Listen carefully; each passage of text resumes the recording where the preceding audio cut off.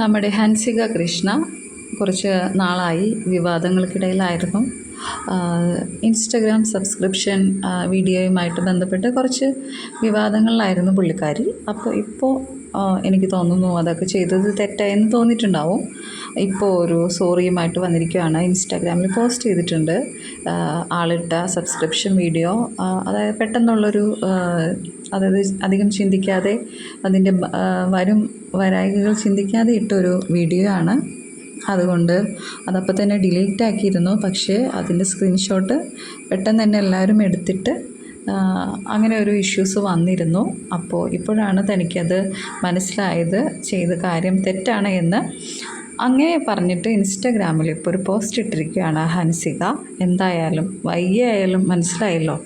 കാരണം ഒത്തിരി പ്രതിഷേധങ്ങളുണ്ടായിട്ടോ ഈ ഒരു സബ്സ്ക്രിപ്ഷൻ വീഡിയോയുമായിട്ട്.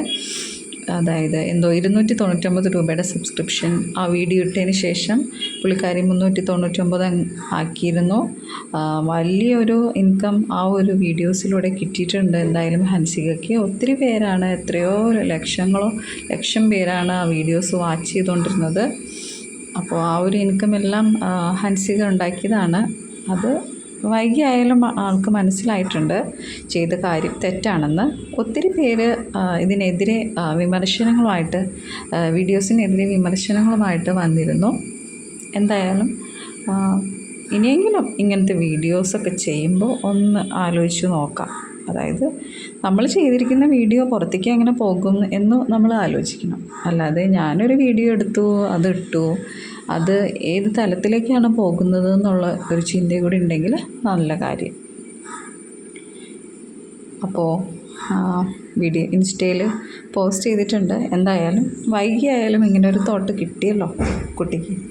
നമ്മൾ എന്ത് ചെയ്യുവാണെങ്കിലും നമുക്കൊരു അഭിമാനമുണ്ട് അല്ലേ? അഭിമാനം വിട്ടിട്ടുള്ളൊരു കളി നമ്മൾ നോക്കേരുത്.